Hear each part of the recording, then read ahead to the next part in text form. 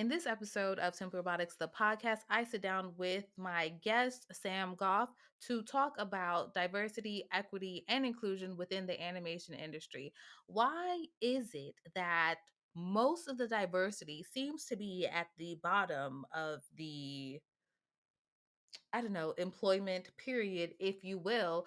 And what steps are studios doing to help lift up that diversity so that we're seeing it throughout the production pipeline and then also the career hierarchy? Now, this episode, we do get pretty candid about our experiences, our perspectives, and in forecasting what we believe could be some of the improvements or where things seem to be going, at least for right now, in the animation industry. And this is another episode being sponsored by Autodesk. With that being said, let's start the episode.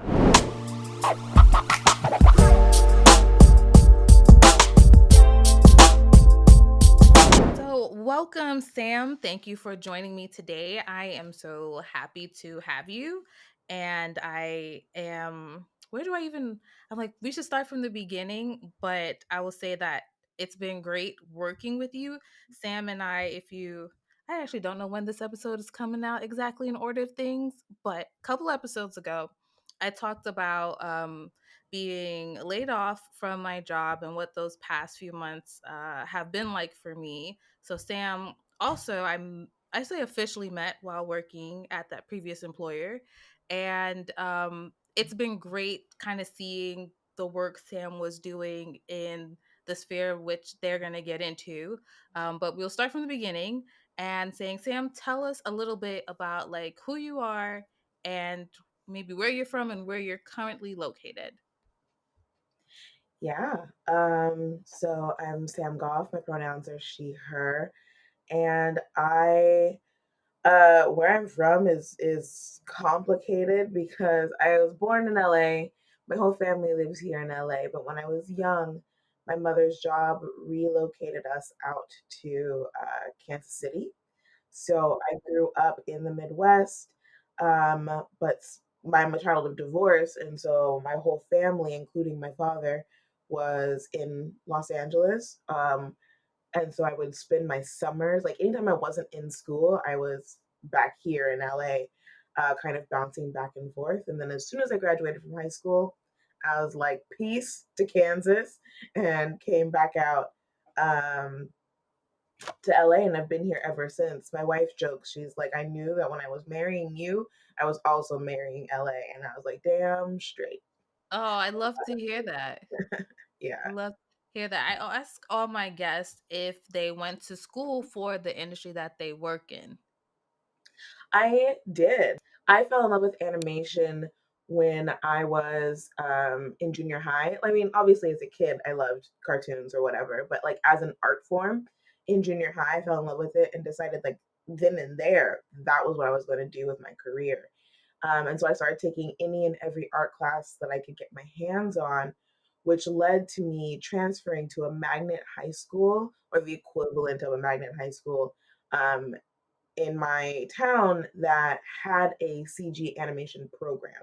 So actually started formally studying animation in high school. It was like a 2 class block of my day, um, every day that I was taking this class and really like studying.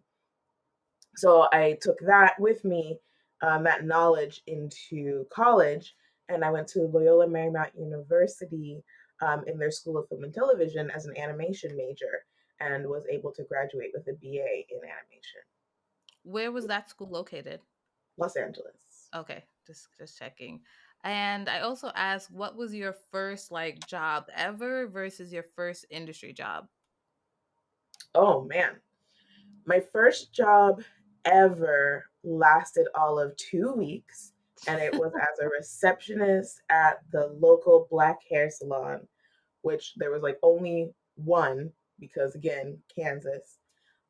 So there was one, and I was their receptionist, but I was too shy to actually talk to people as they came in the door, which is crazy to think about it now because like anyone who knows me would not categorize me as shy, but Yeah. in those awkward teen years, I definitely was. And so they were like, "This isn't working out." And then my first industry job was, if an internship counts, then I was an intern on Adventure Time at Cartoon Network. Whoa. I was the last intern they had right before it premiered. So way, way long time ago. Didn't know it was gonna blow up into what it, eventually became, but it's really cool to have been there on the ground floor. Yeah, how was that experience for you? Oh man, since it was my first industry job, I was still a student. Everything was just amazing. Being in the building was absolutely amazing. All of the history.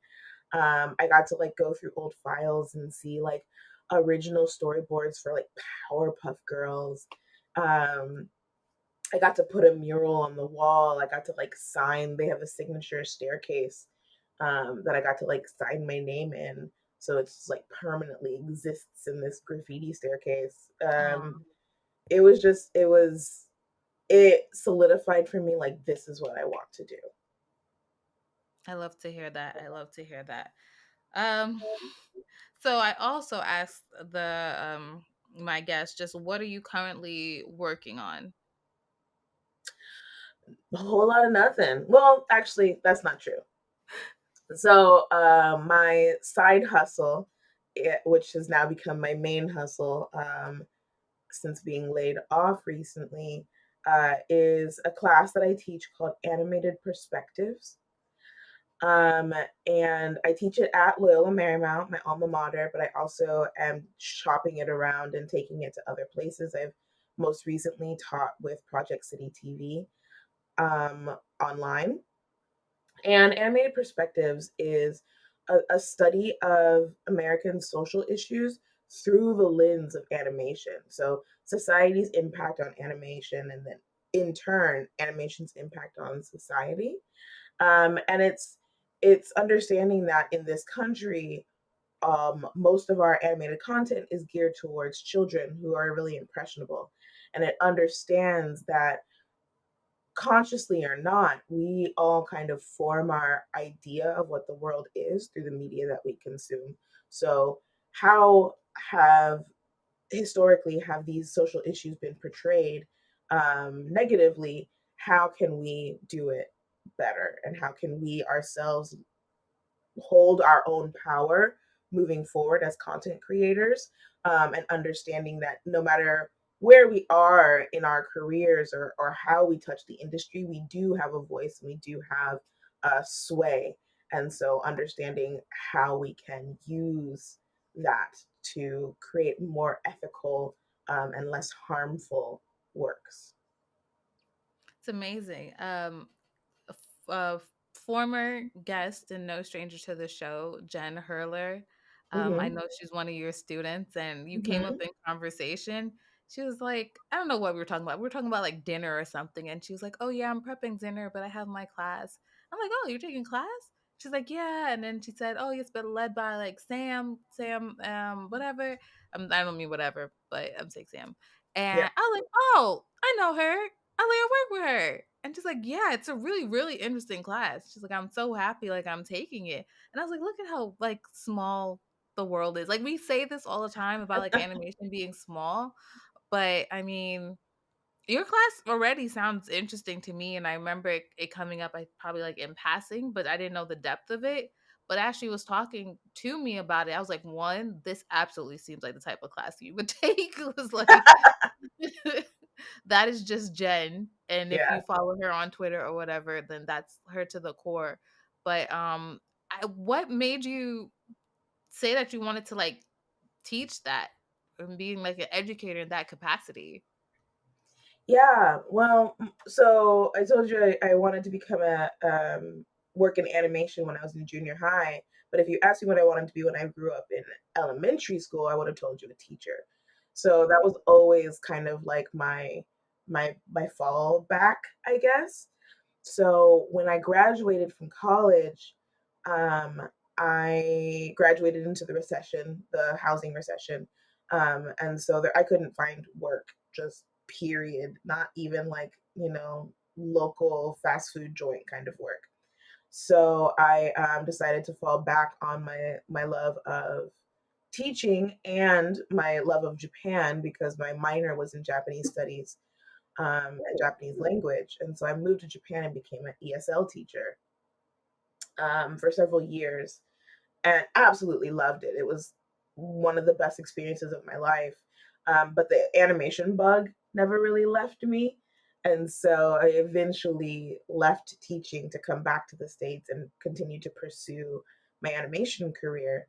Um, but teaching was kind of always like I was doing tutoring, I did a lot of mentorship. It was just always something that was innate in me.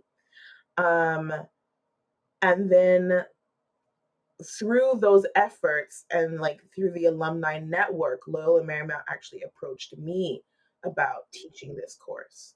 So it wasn't my original idea, the course. It was created by a woman by the name of Sapphire Sandalo, absolutely brilliant person who had originated the class but was no longer able to teach it. And they tapped me to kind of come in and take it. And so I inherited what she started, and then I kind of, morphed it into my own thing that it is now. That's cool. That's really, really cool. So let's just go back a little bit to your time. And no. I'm trying to think, how do I want to segue this? Maybe I don't have a segue.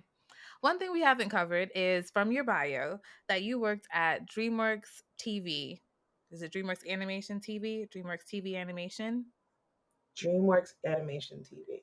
So you worked there. What were you doing while there? Yeah, so that was my first industry job when I got back to the States. I came in as a production assistant, a PA, on a 2D show called The Dawn of the Croods. It was a prequel series to the Croods franchise from DreamWorks. Um, and that was really fun. I got to, for the first time, really understand what the production pipeline was like because what you do in school is so different than what it's actually like in the studio. And so having this PA position where I was just kind of the assistant to everybody and I could oversee the entire process really helped like put a lot of puzzle pieces together for me. But I was a CG artist, and so I wanted to work on a CG show so that I could better understand that workflow. And so when I finished my job on Crudes, I moved over to the Spirit TV show, Spirit Writing Free. And I was early on the ground on that show. And that's where I got to learn the CG pipeline and really cut my teeth in that space. And so I stayed working on CG TV shows, kind of like bouncing around until I got burnt out and decided to move over to feature. And so then I got to work on my last feature at DreamWorks was The Bad Guys. And yeah, that was really exciting because at that point I had a really strong understanding of how TV worked, but I knew that feature was completely different, but I didn't know how. And so I got to finally go over there and see that side of the pipeline and how that's made and how completely different it is, which is crazy.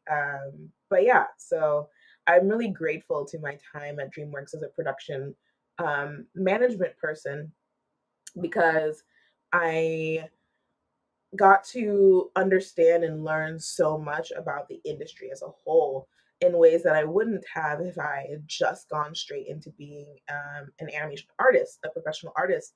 Artists are so much like if animation is an assembly line, like the artist is the person who's just like sitting there screwing in that same screw over and over and over again as different pieces come in front of them. Whereas the production person is the conveyor belt itself. You are the one that's taking pieces from place to place. So I'm really grateful to have had that experience and been able to learn as much as I could about all aspects of this industry. Do you so while you were working at DreamWorks Animation, it was all in production management positions? Yep. Then do you still practice any CG art, or like what was your specialty, or you studied, CG, you CG artist, what actually, if you can say, if it's more than one thing, fine, was your specialty? And then also, yeah, do you still practice it, or have you worked on any other projects as an artist? Yeah, great question. I the entire time I was at DreamWorks, I was talking to anybody and everybody I could about the fact that I was a surfacing artist specifically. Texturing, surfacing, that was my is my jam. And so I was, bouncing around between informal mentorships, people doing portfolio reviews, really trying to make that transition.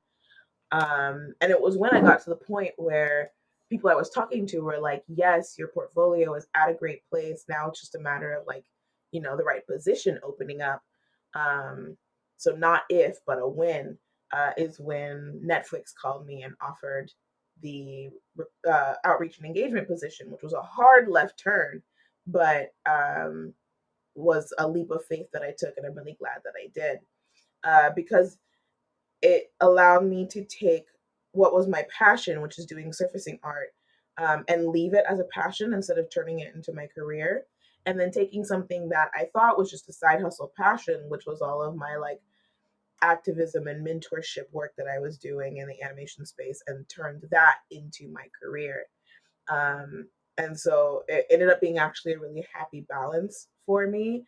And so yeah, I've done a couple like freelance, well, outside of like the stuff that I make just for me for fun. I have done some freelance work on like indie films, student films, things like that. And I'm always open to more opportunities to do that. But it's become, my personal outlet on the side rather than like my end all be all of my career. Now, I completely understand and feel that. I've said in plenty of times in conversations and interviews, like, I'm fine being an artist, a creative individual outside of the 9 to 5, 10 to 6 scope, And for me, working in production management, it like satisfies one part of my brain, and then I get to use the other part outside of work. And it kind of makes like that hard detachment, for me in separating work and, like you saying, passion. So that's really good. I want to ask a bit more, what was it like working in that like outreach and engagement space for you? If you could talk about some of the projects and initiatives that you either launched or helped, to take forward to the next level while at Netflix. Yeah. So I, like I mentioned before, it was a hard left for me going into this outreach and engagement position. But when I was talking to the recruiter and she described to me what the role was, which was like technically a part of talent acquisitions, technically a recruiter, but rather than focusing on staffing up jobs that were available at the studio, it was really focused on going out into the world and helping helping people achieve their dreams, achieve their goals. And like coming from a person who had just struggled for 5 years to try and get that artist job and having so many barriers to entry and having to hustle and push so hard, that really spoke to me of like I can help other people not have to struggle in the same ways that I did. And so I was like, this is really just calling to me and who I am in my core. And so I got to do a whole lot of different things, portfolio reviews, panels, talking to schools, um, things like that. But the main programs that I worked on was the early creative trainee program, which is the art and story um, on the job training program that Netflix Animation has. Uh, it had already been like spearheaded when I came on, but it was still in its infancy. And so I was able to come on and really help um, mold it and form it into like the program that it is now.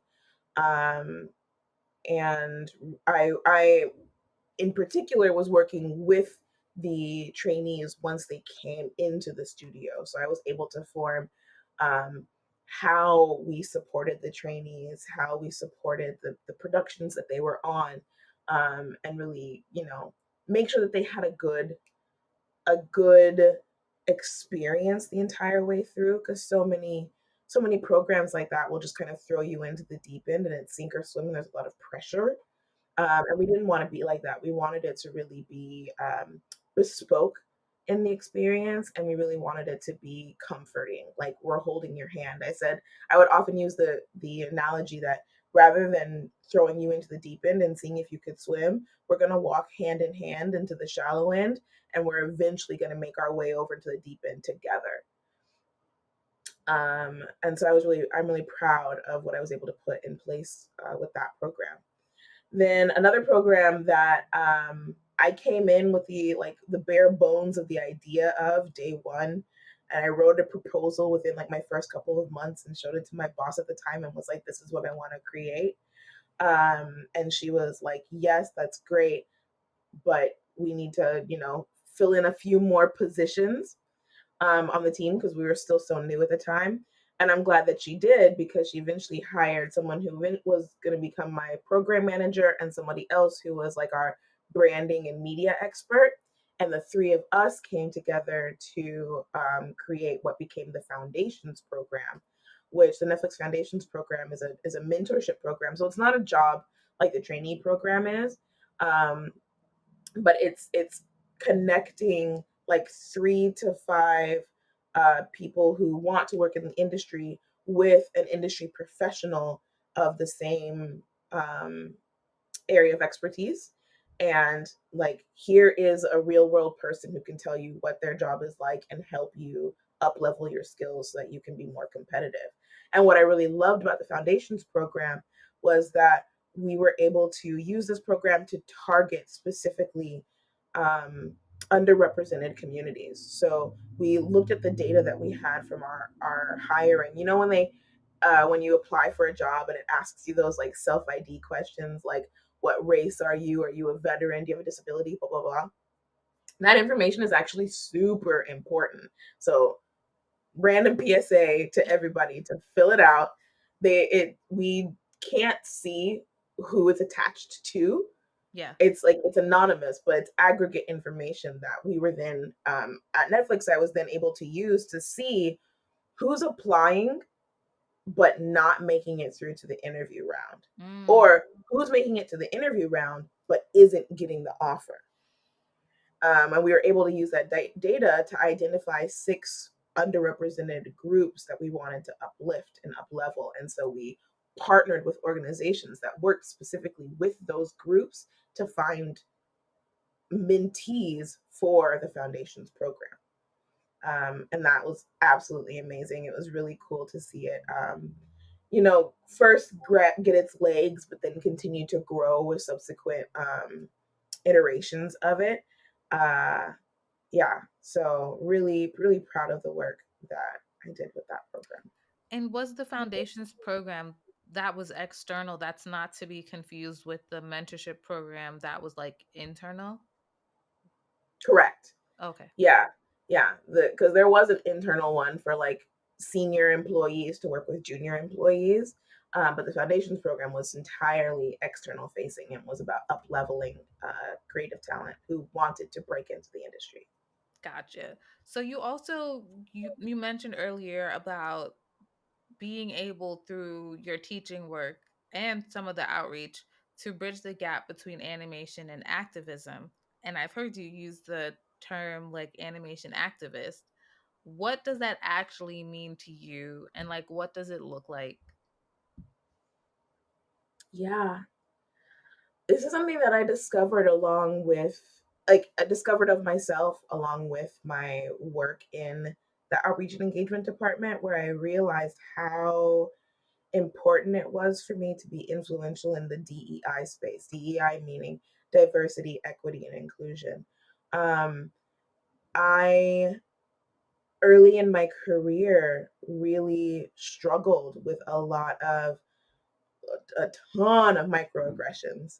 Um, but also like some macro aggressions around my Black womanhood, and being perceived as something that I'm not because of the color of my skin, to the point where uh, I had a supervisor who was harassing me so much that I had to take a several month medical leave of absence, from work because I was just under so much duress. So that really fueled my want to make the industry a more diverse, but more importantly, more inclusive. Make it a safer and more fulfilling place to be at, because we we we all know anecdotally that animation is like a white male dominated industry. Um, But if you come into work in the industry, you actually see that there is quite a bit of diversity here. The issue is that all of the diversity is at the bottom of the pyramid. It's all of like the people who are in like entry level positions, and the higher up you get in power, the more white male dominated it becomes, and like that's clearly an issue. So, uh, my work with like animated perspectives is to speak truth to power. Like, okay, well, if you're going to be in this position of power, then here's the tools that you need in order to do better. um, and then also for people who are coming up in the industry, teaching them how to always be doing better and to be thinking differently about it, so that we can have like a cultural shift. And then my work with O&E was all in like promoting diversity, up leveling the skills of people who don't have the same privileges as others, to make sure that they are on an equitable footing, not an equal footing, an equitable footing, because that's a really important distinction.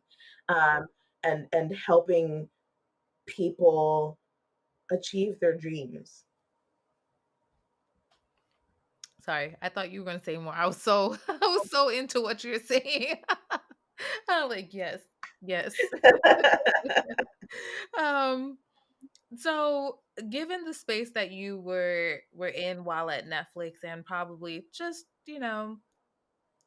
imagining that you could have been around some other type of conversations, what changes in terms of like the diversity, equity, and inclusion have you seen over the last, let's say, like 2 to 3 years, versus maybe some things that you've heard that just hasn't happened yet, or maybe it was like all lip service?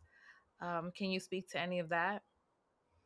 Yeah, I think the biggest shift that I've seen, and I'm talking kind of in the industry as a whole, not necessarily specifically with my former employer, but um, people are starting to talk about it. The conversations are being had. It's something that people, I mean, let's be frank, like white people have finally woken up to, and are realizing that it's something that like you have to actively act against it, rather than just being like, "Oh yeah, I support this." And so it's great seeing more allyship and more conversation to that end. Um, the piece that is still missing is the nepotism that comes with the hustle culture. So there's always a feeling of like there's not enough time, go, go, go, grind, grind, grind in this in the schedules, especially on the TV side of things.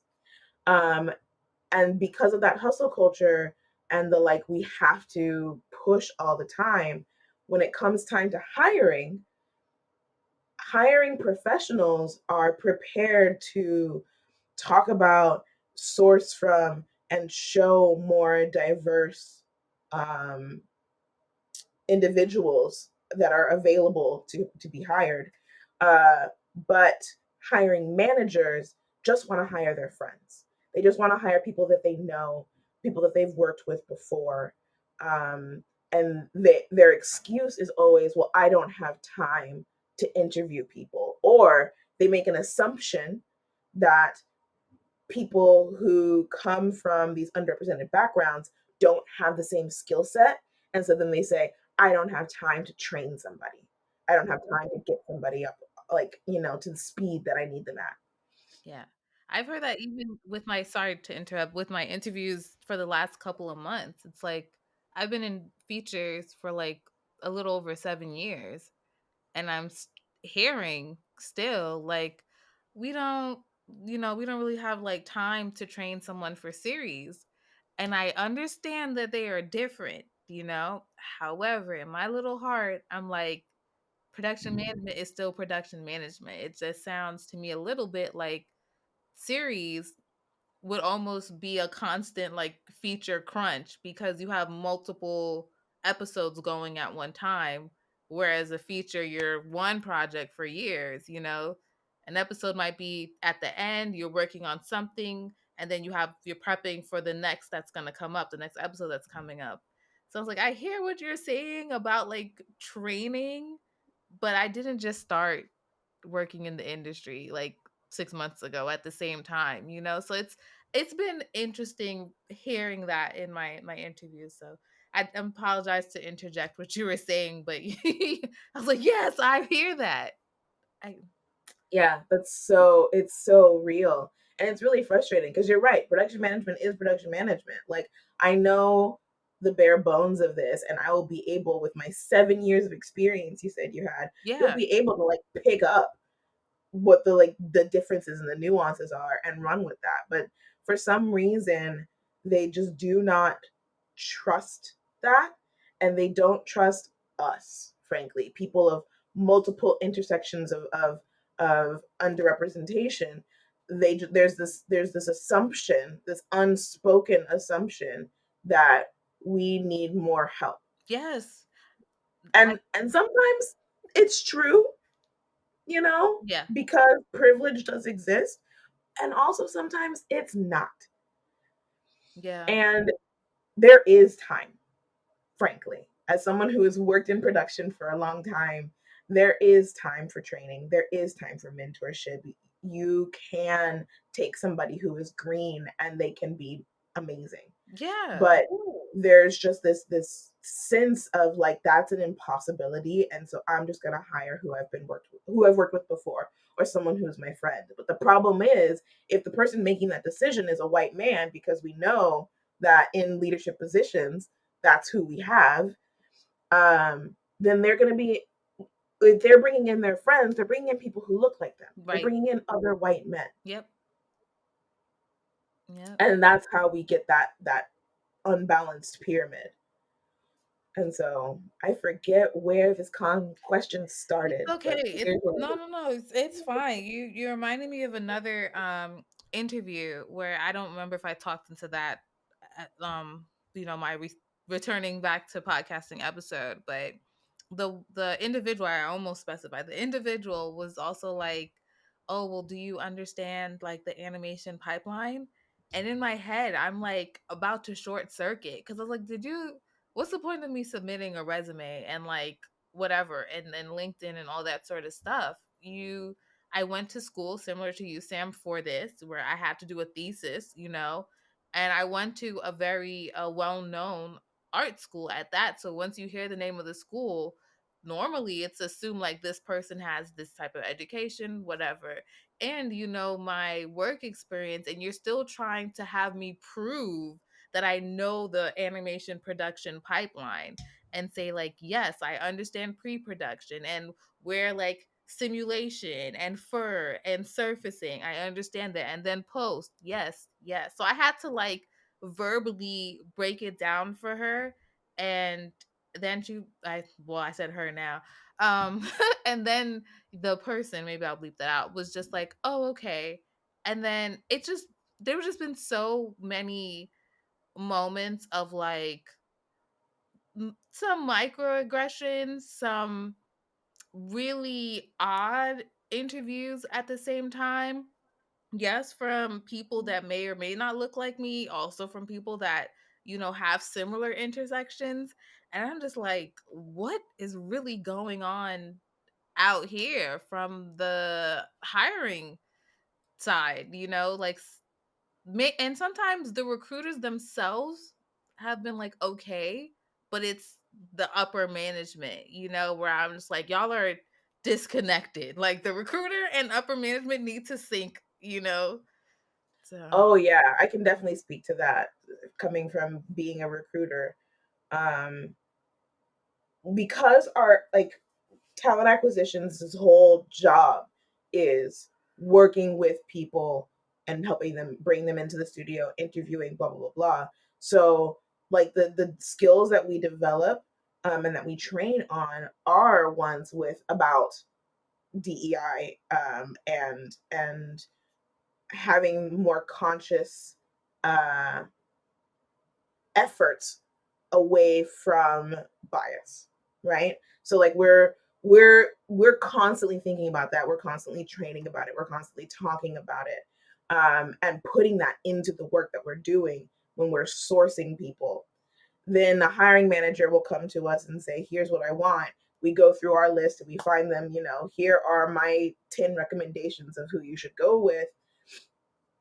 But the hiring managers, their job isn't hiring, right? Their job is art or whatever the department they're the head of, that, and they're looking for an artist, and so they don't have those same skill sets. They mm, don't have that same training of like, here's what to look for, here's what to do and not to do in an interview. Like none of that stuff is provided to a hiring manager. It's just like, go talk to people and find someone for your team. yeah. Mm, Whereas a talent acquisitions like career person actually learns and trains and how to do that kind of stuff. And so that's where that disconnect comes from. And it's really frustrating because as a talent acquisitions person, we are the gatekeepers, but we're not the decision maker. The right. decision maker is the hiring manager. And sometimes we will get into straight up fights with hiring managers when they just want to lean in on bad habits, and we're trying to push them to do more. Like, well, can you at least interview people? Can you at least consider these candidates? And they're saying like, well, no, no, no, I can't, this, that, and the other thing. And being like, bruh, please, like, let us do our job, trust that we know what we're doing, Right. and talk to these people. So that's my little soapbox moment. It is No, no, you really might. frustrating. I only have a couple more questions before we pivot into, I guess, more lighthearted stuff. But what are you still hoping to see in terms of DEI in the industry? Um, I want to see. I want to see cultural parity, and what I mean by that is like if we look at the demographics of this country, I want the demographics of the industry to match that ratio wise, um, including like people who are in positions of power, because I want us to be able to authentically tell stories. I'm tired of like people of privilege studying, like going out and taking the surface level of these cultures that they're observing and then creating art with it. I want people of those cultures that are being represented in the rooms making the decisions, not as consultants, but as Oh like gosh, yes. the creative voice, the leadership voice. Um, and we're not doing that right now. It's more like, oh, let's bring in cultural consultants and let's like make sure that we're crossing our t's and dotting our i's and like doing everything right. And it's like, no, doing it right means like paying somebody to come in and write about their life instead of you writing about what you learned about someone's life. I mean, um honestly, I feel you so much because I mean exactly what you're saying. They do these culture trust or whatever. It's just so normalized to have that, and also to do like trips, like group trips to wherever, and like research. And before, I guess, the rose colored glasses come off, you're like, oh, that's so cool that they did that, and whatever. But then, yeah, the glasses come off, and you're like, actually, no, that's like, I don't know, that's just like pacifying us. Like the actual Well, that's like the equivalent of somebody going on like a study abroad for a semester in Spain and then coming back and acting like they know everything about Spain. Like that person is obnoxious. We don't like that person, right? So why are we letting that person then make a movie set in Spain? Right. Right. And I think that's why like I enjoyed Turning Red so much, and even Luca specifically, because they felt like very niche stories. Like you can tell this was this person, they had their experience, and it was like through their lens, and it wasn't really trying to make something so universal and so adaptable to everybody. It's like, no, some people are going to be excluded to a certain extent from this story, but that doesn't mean there still aren't things from the story that aren't relatable, But like Turning Red, this was about a Canadian, a first generation Asian Canadian. So there will be some similarities that could be felt from first generation children of immigrants in general, but like, even though you can say like, oh, I was the same age at the same time, well, she's still Canadian, which is different from being an American in preteen in the early 2000s or whatever, and it's like, I just, again, I feel the success of that movie is because it was that person actually speaking from their experience versus somebody else saying, hey, let me talk to a whole bunch of millennials and then make that film based off of what they told me. It's like, here's actually it. And like, I don't know, I love that movie. I do too. And honestly, that makes me think of another thing. So we, as like a human race, understand that stories are universal. But when it comes to the entertainment industry, we completely forget that. And we think that we have to make stories universal. And that's why you have, like, I'm going to pick on the Sea Beast. I absolutely loved the Sea Beast movie. However, the Jacob character is completely pointless to the plot. He doesn't need to be there for the plot of the movie whatsoever, but he does need to be there for the movie to be seen and marketed as a universal story, because a story about a little black girl is just a movie for little black girls, but a story suddenly about a white man is universal. And so that's what I mean when I say that, like, we know that stories are universal because we've always put up white men as like the protagonists of all of our stories, not like movies, TVs, comics, books, all of it.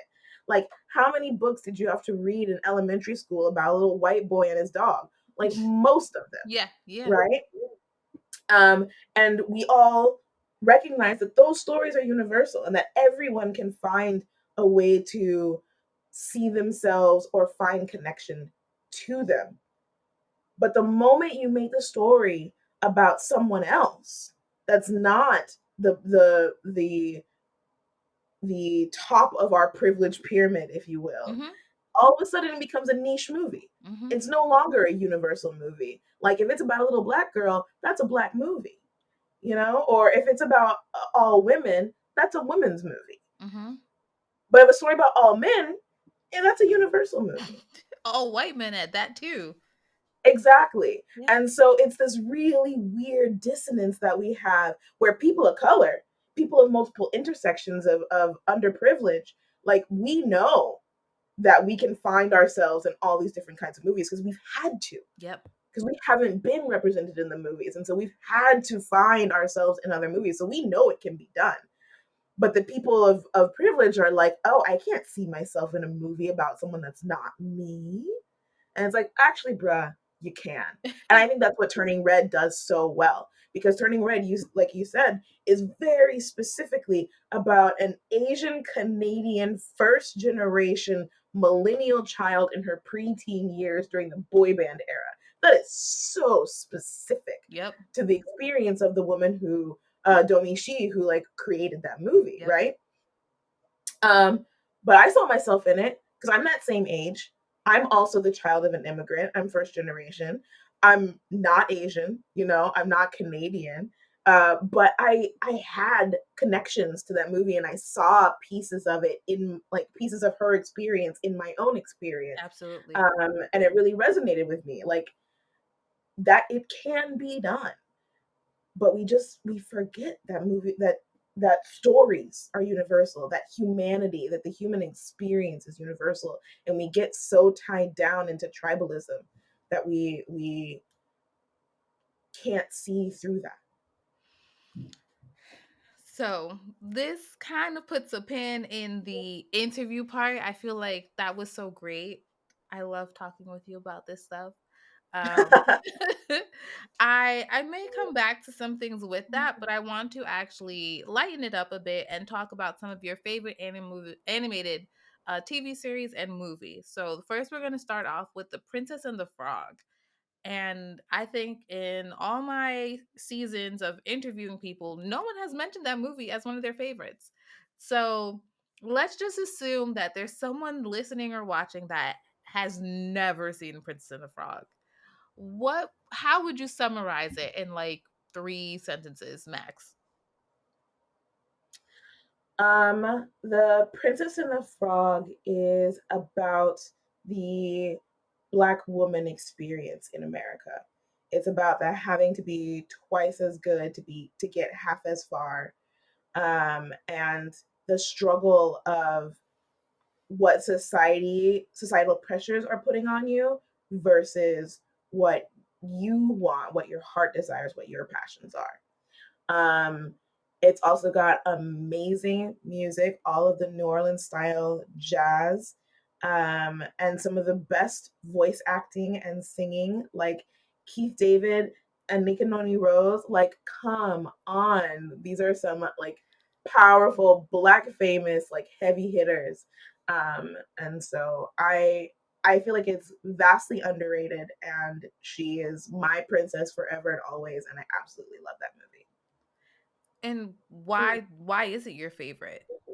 Is it because of the things like the music, like you said, and the voice acting? Is there a particular moment that just you were like, this is it, instantly top five, top three? I think it's just because I saw so much of myself in Tiana in a way that I never had with any of the Disney princesses. Like growing up as a kid in America, there's always like, which princess is yours? You know, you always had to like pick your favorite princess, and that was the one that you would have your party with the theme of that princess, or you would have a costume one year in elementary school with that princess. Like it was always a thing, but I never really connected to any of the princesses. The closest that I got was like Jasmine and Mulan, Interesting. which are both Asian princesses.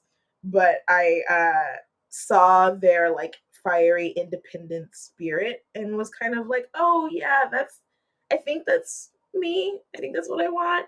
But it was when I saw Tiana that I was like, no, her. She is who I am. And that movie came out while I was in college. So I was a grown ass adult. Yeah, But I same. was still like, there. That's it. This is the one. Yeah.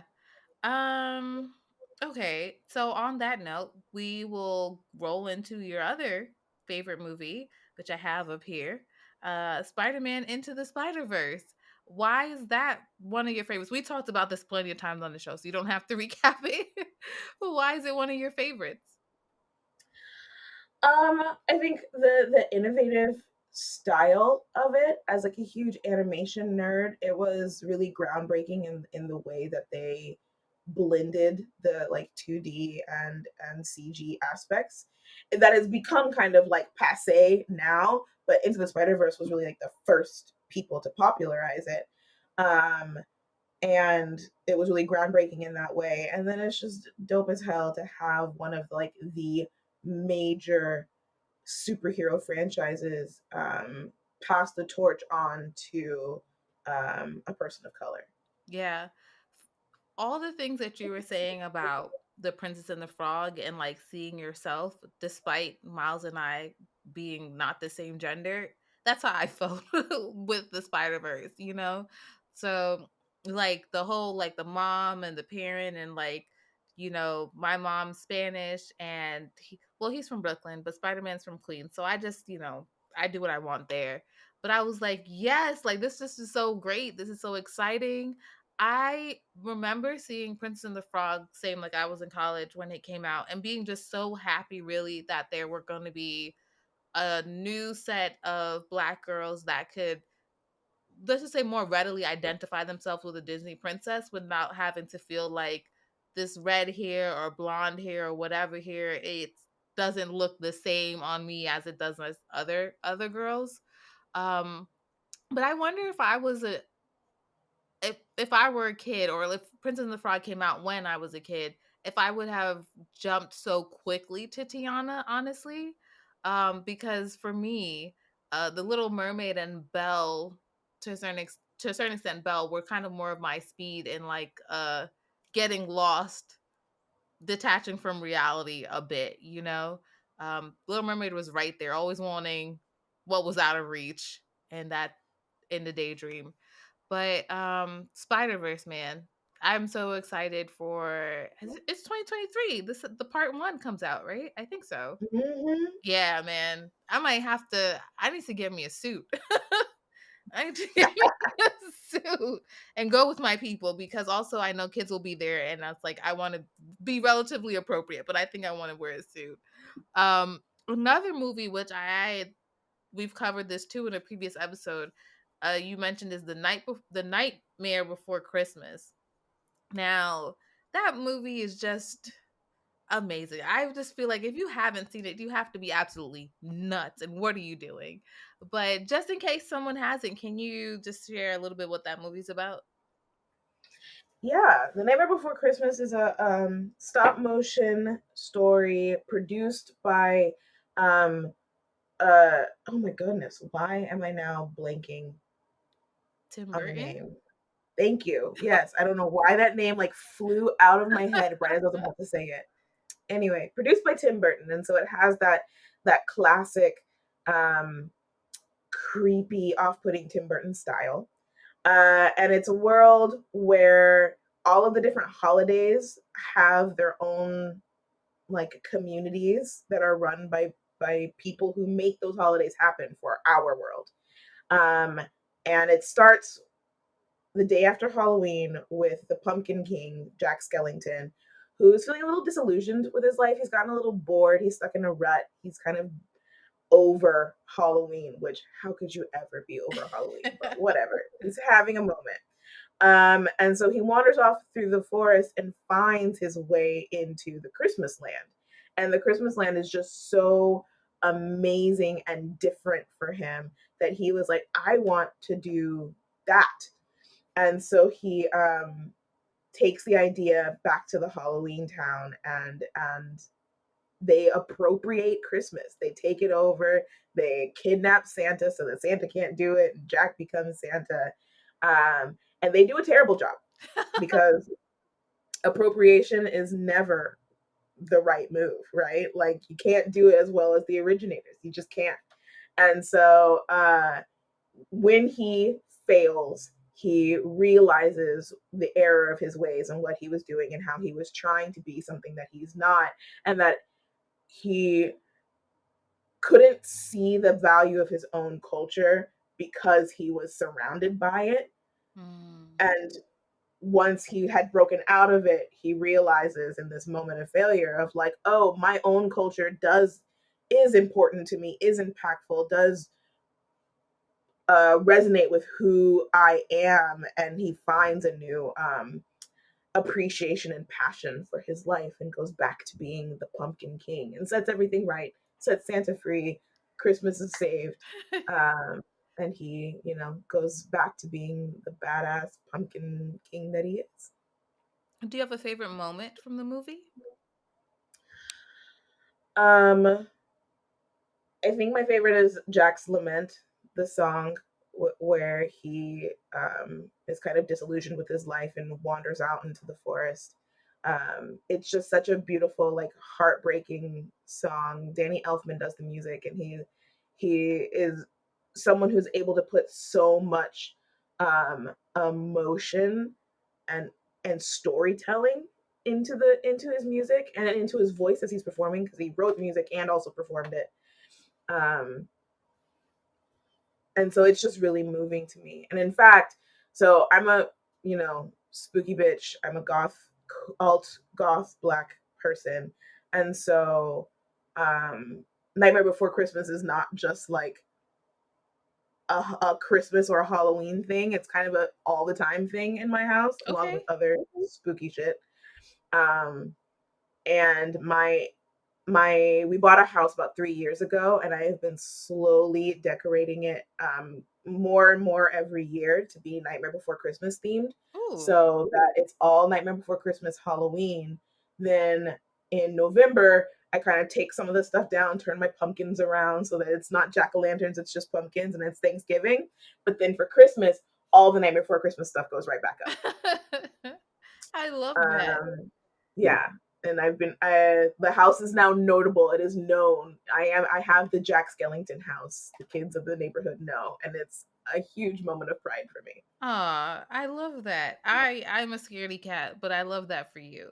So me, like I sometimes wish Halloween was just earlier in the year because like being on the East Coast, it's cold when you wear costumes, and Mm. I love wearing costumes. So I just want more reasons to wear costumes that don't result in me getting scared. Like I love that. Okay, so a show that wait, no. I wanted to mention on Netflix there's a series called The Movies That Made Us, and there is an episode that is about the Nightmare Before Christmas. And if you're a person that likes documentaries or behind the scene things, that's a really good series in general to check out, but also just that episode. I feel like I learned a lot just watching that. Maybe it was like 45 minutes or so. Yes. So, also speaking about Netflix, a show that you said you really liked is BoJack Horseman. Now, I didn't get around to seeing that show, but why is it one of your favorites? BoJack Horseman was the first adult animation show that I liked, frankly. I've never really been into adult animation like your Simpsons, your South Park, your Family Guy. That kind of um, political satire type humor never really sat with me. It wasn't just not my jam. Um, and then BoJack Horseman came around and was still like referential to the world that we live in now, but was much more meaningful in like rather than making jokes about what's happening in the zeitgeist, it was like more turned inwards and thinking about like people and how we relate to one another and how we relate to ourselves. And it talks a lot about different kinds of mental health or trauma induced like ways of moving through the world and how that can harm other people and how those kinds of relationships are impacted. It was just really surprisingly deep while also still being really funny. Oh, okay. um and I absolutely just love that show. And another show that you mentioned is Love, Death, and Robots, which is an anthology essentially, animated Hmm. anthology. What that means for those, it's a collection of shorts, and they package it up, and it's a season. I only saw half of season one, and I've heard like season three was worth checking out. I never got around to it. Could be a little traumatized, honestly. But have you seen all three seasons of the show? I have, yeah. Do you have a favorite season or a favorite short from the series? I have a couple favorite shorts. I wouldn't say I have a favorite season because, like you said, it's an anthology, right? So every episode is completely a standalone. It's not even the same animation style or the same studio. Yes. It's a completely different animation studio, completely different style, storytelling. They're all so different that like the seasons are almost arbitrary. But some of my favorites, oh my gosh, I can't remember names, but there's one through line where there's been an episode in all three seasons of these like three robots that are going through a world post apocalypse. So they're like looking at the remnants of humanity and um like archaeologists kind of making assumptions and like telling each other what the humans' lives were like based off of what they're finding. Yeah. And it's just really hilarious to hear the kinds of like misinformation that they get from what we left behind. So those ones are really fun. There's also one from the third season that's become really critically acclaimed called Jabaro. Mm. That is, I don't know if it's meant to be this way, but I saw it as a story about the dangers of colonialism. Mm. And it's just this really beautiful story about a Spanish conquistador and a siren in a lake. And I, it's got this really strange animation style that's really gorgeous. And I've watched it like three times and cried every time. Oh, wow. Yeah, just so beautiful.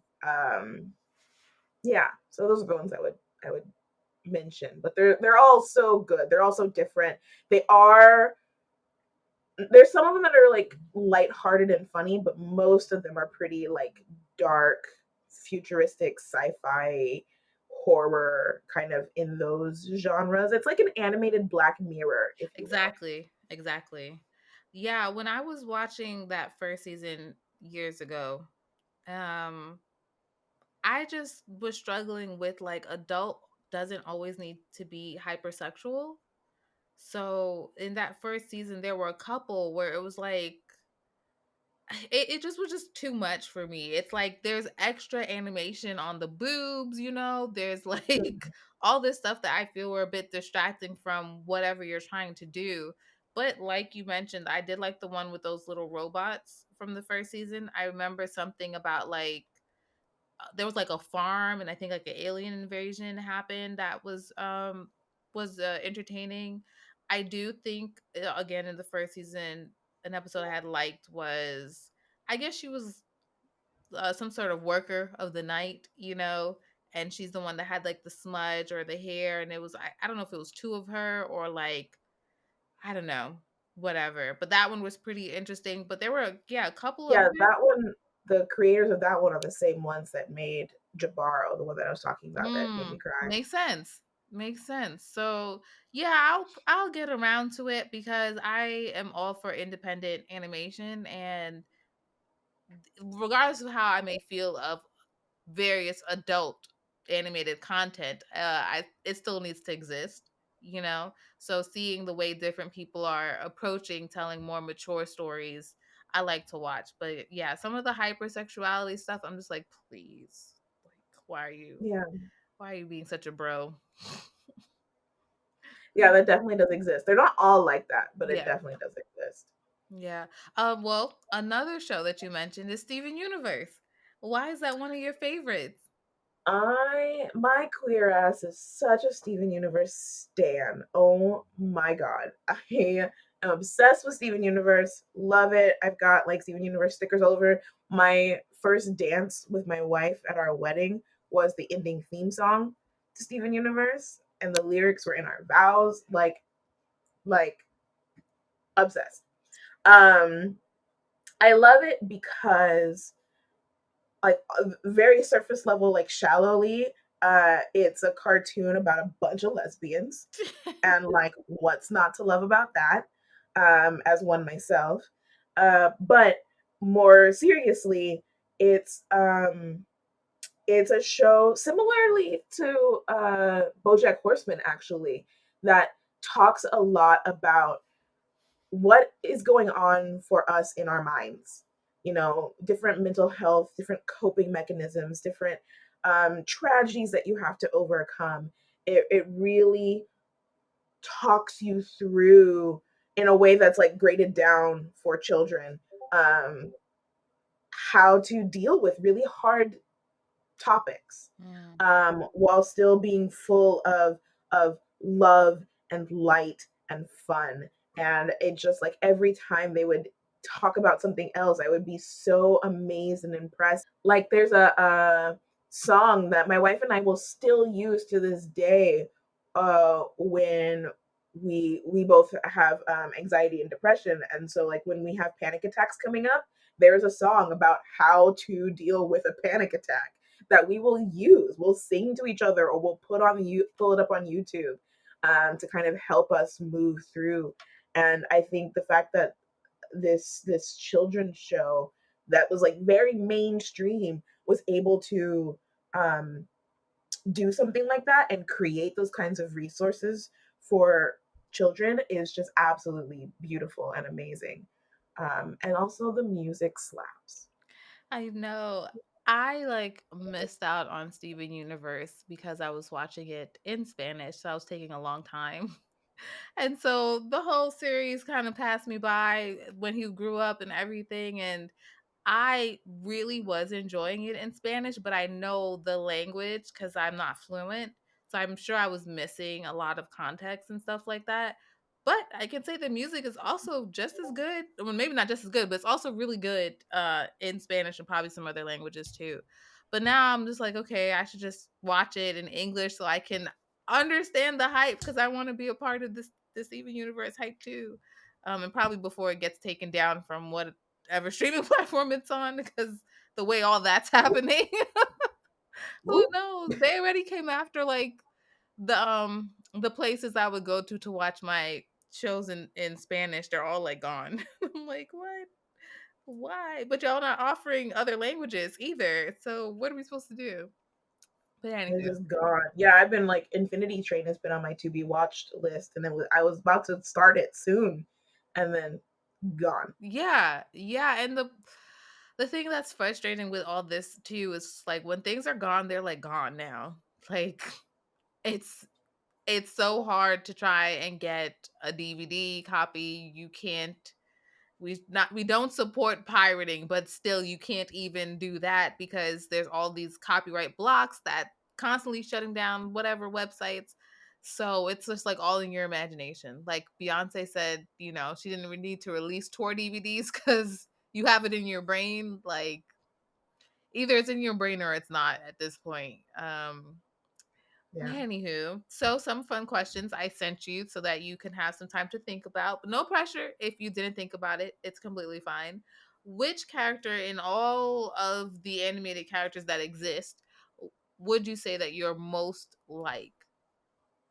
Susie Carmichael from the Rugrats, Because because she had an adventuresome like spirit, was really like outgoing and fun, but also really deeply cared about the babies, and was always like, you are my friends, I'm going to take care of you. So she had like this nurturing um aspect to her as well, but she like didn't take any mess from Angelica, so she was sure of herself.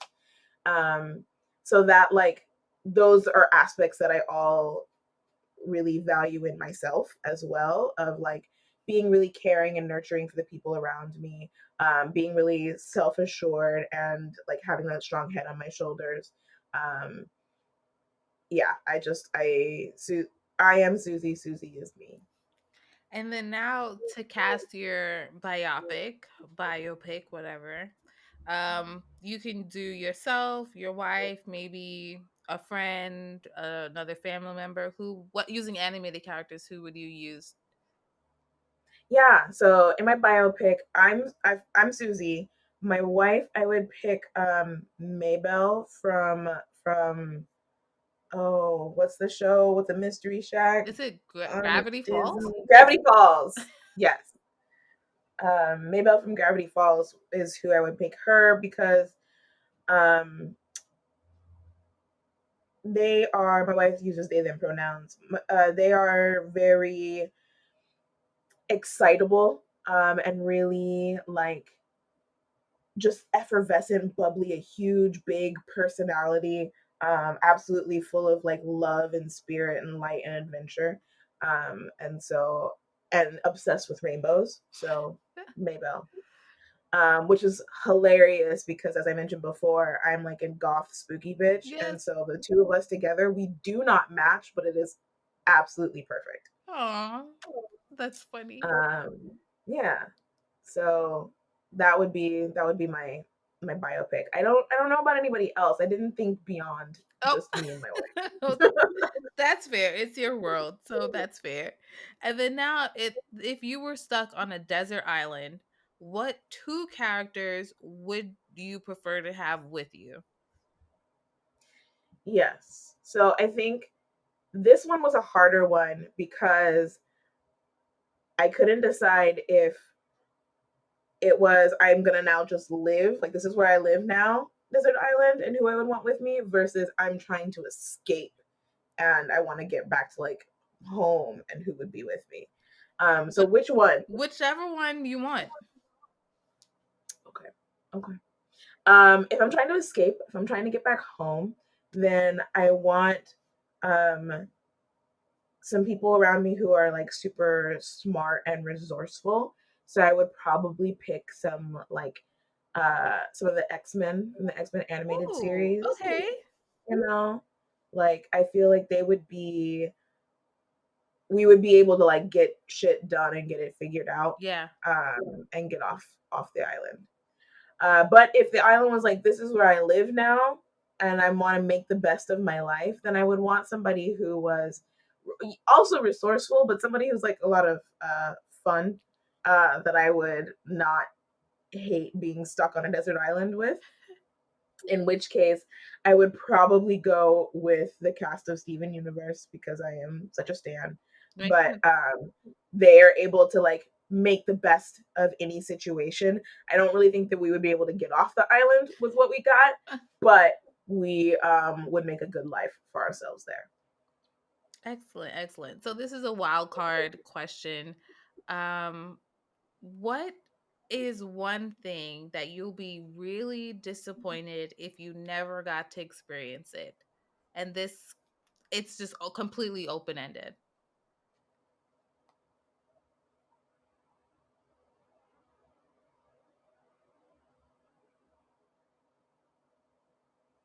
The Aurora Borealis. What happened? The aurora, the colorful lights in the sky that happen at Mm, the poles. mm. I one of my bucket list items is to see that. So I would be really disappointed to never do that.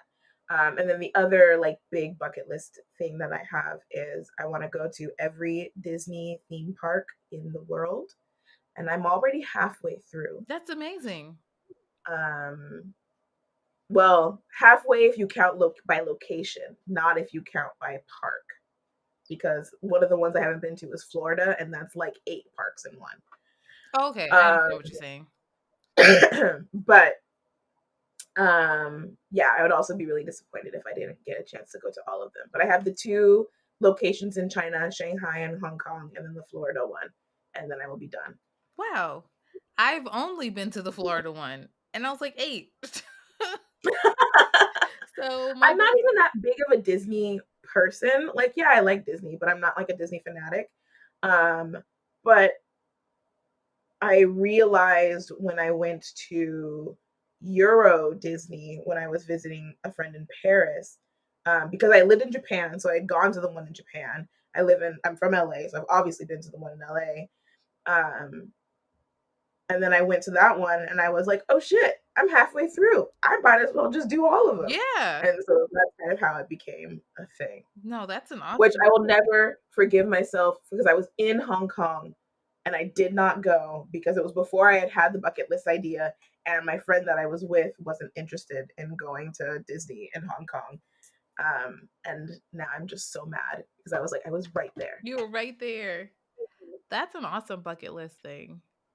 Um, how do you feel about the Little Mermaid remake? Even though I kind of feel like I have a gist, and some of the backlash with people saying all sorts of things. It's not vibrant enough. Why is it so dark? It barely looks like she's underwater. Like, whatever. They're race bending our beloved Ariel.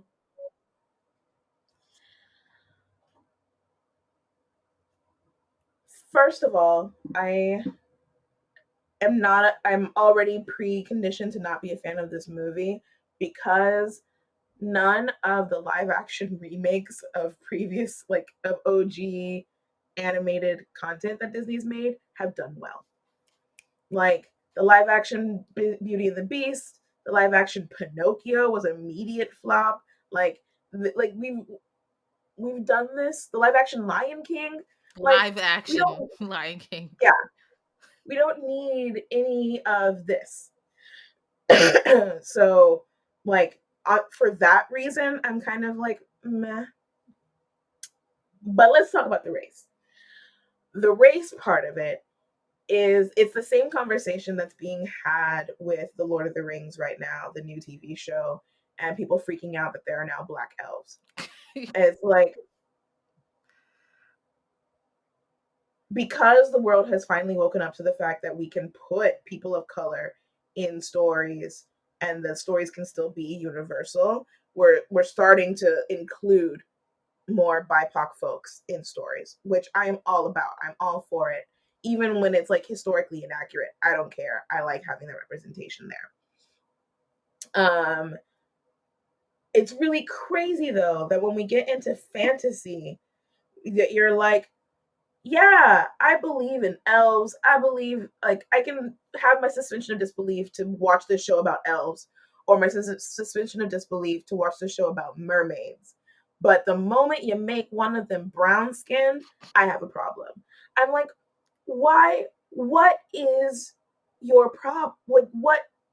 How does your fantasy brain stop there?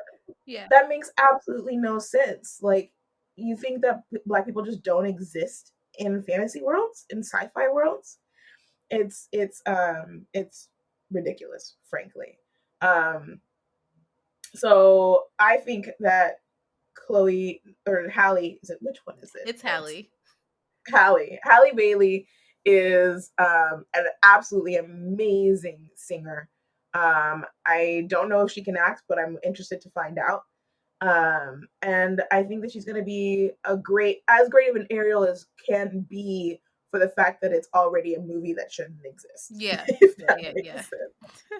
Um, but yeah, it's the racism is ridiculous. Yeah. Although I love my people and Black Twitter, the tweet that just stopped everything was like, well, y'all dumped a whole bunch of us in the ocean and you didn't think we turned into mermaids? And I was like, Yeah, yeah. yeah, yeah. I love that tweet too.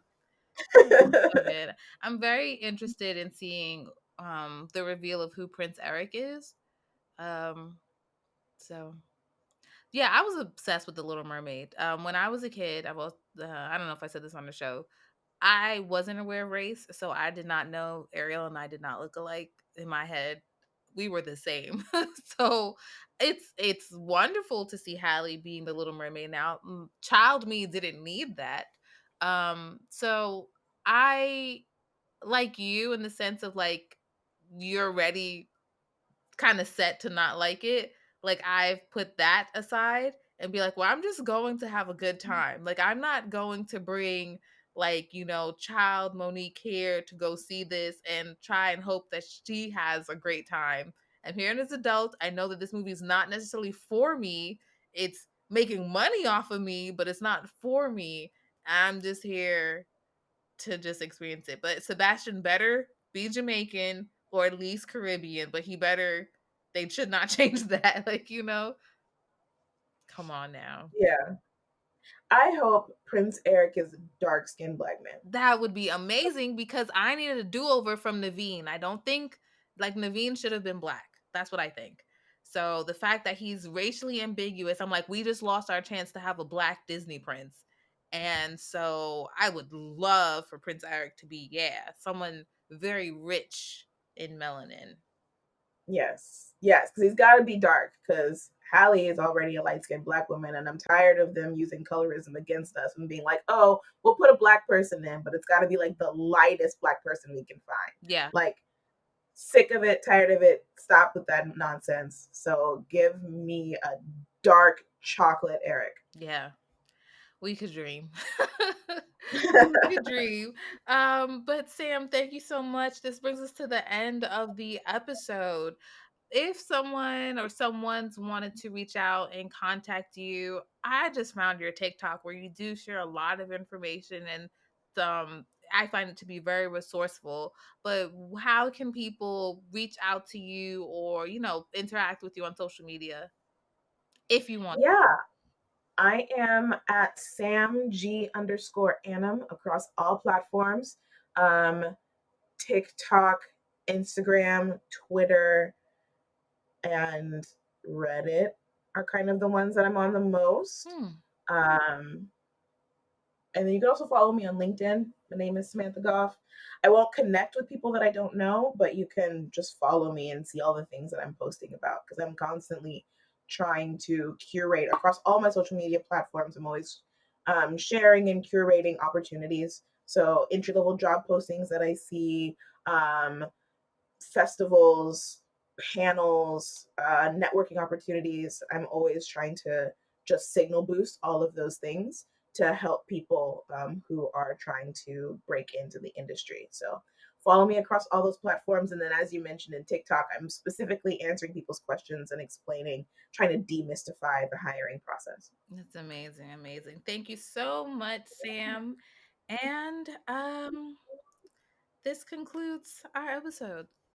My name is Monique, and this is Simply Robotics, the podcast, a podcast exploring the animation industry one episode at a time. You can find me on all social media platforms at Simply Robotics. That is SIMPLYROBOTIX. The website, simplyrobotics.com. Remember, I have my podcast planner, podcast merch, my consultation services, and more.